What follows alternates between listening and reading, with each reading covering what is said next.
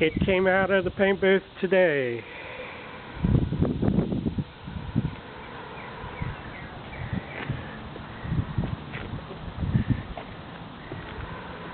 A complete makeover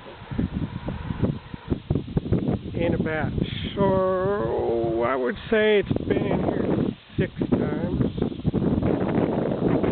This time he said, you're just going to keep it until it's finished.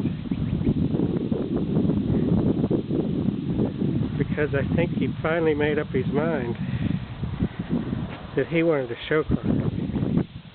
Or in this case, a show truck.